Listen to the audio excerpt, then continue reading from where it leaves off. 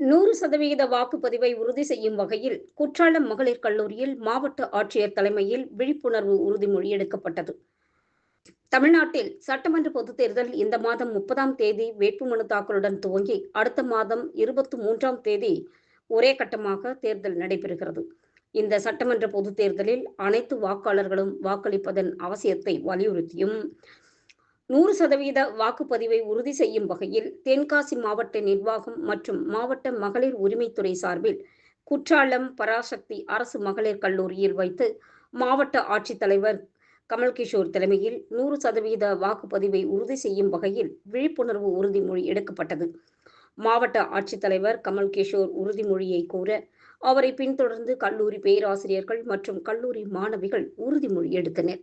குற்றாலம் பராசக்தி மகளிர் கல்லூரியில் நடந்த 100% வாக்குப்பதிவு விழிப்புணர்வு உறுதிமொழி எடுத்த நிகழ்ச்சியில் மகளிர் உரிமைத்துறை அலுவலர் மதிவதனா, கல்லூரி பேராசிரியைகள் மற்றும் மாணவிகள் பலர் கலந்து கொண்டனர்.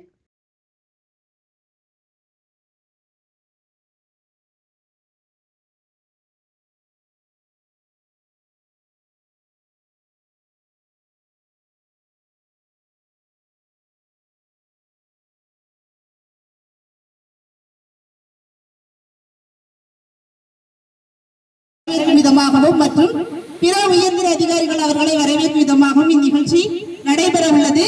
அனைவரும் அவர்களை வரவேற்கும் விதமாக கரவொலி எழுப்பி வரவேற்குமாறு தங்களை அன்புடன் கேட்டுக்கொள்கிறேன். ஜனநாயகத்தின் மீது உறுதியான நம்பிக்கை கொண்டு நம் நாட்டின் ஜனநாயக மரபுகளையும் சுதந்திரமான தேர்தல்களின் கண்ணியத்தையும் நிலைநிறுத்துவோம் என்றும் ஒவ்வொரு தேர்தலிலும் எவ்வித அச்சமின்றியும் மதம், இனம், ஜாதி, சமூக தாக்கமின்றியும் அல்லது வேறு ஏதேனும் தூண்டுதல்களின்றியும் வாக்களிப்போம் என்றும் இதனால் உறுதியளிக்கிறோம். அவங்க தலையாட்டாங்க. அவங்க வந்து திரு மதியழகன் அவர்கள் ஐயா அவர்களை இப்போ வந்து நீங்கள் வரவேற்கிறீங்க. அதன் மூலமா நீங்கள் கரவோசை எழுப்பி நல்லா வரவேற்போம்.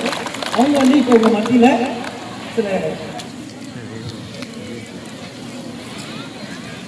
இந்த 100% வாக்களிப்பை உறுதி செய்கின்றமாக அதனை பொதுமக்களிலே எடுத்துச் செல்ல வேண்டும் என்ற உயரிய நோக்கத்தோடு அமைக்கப்பட்டிருக்கும் இந்த நிகழ்வுக்கு வருகின்றிருக்கும் அனைத்து அறிவார்ந்த பேராசிரியர் பெருமக்களுக்கும் மற்றும் அதிகாரிகளுக்கும் முதற்கள் நன்றிகளை வழங்கி தெரிவித்துக் கொள்கிறேன்.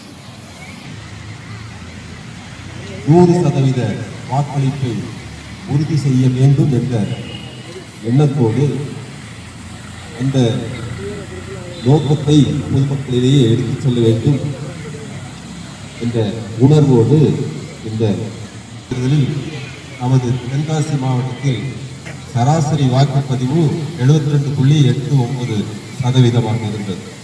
நமது மாவட்டத்தில் அவ்வாறு இருக்கும் பட்சத்தில் இந்த ஜனநாயக இயற்கை தாழ்வு இருப்பதற்கு வாய்ப்பு உள்ளது என்ற உண்மையை கடமையாக கொண்டு அந்த ஜனநாயகத்திற்கான தேர்தலுக்கு நம்மை சார்ந்தவர்கள், நமது குடும்பத்தினர், உறவினர்கள், நமது சமுதாயம் அனைவரும்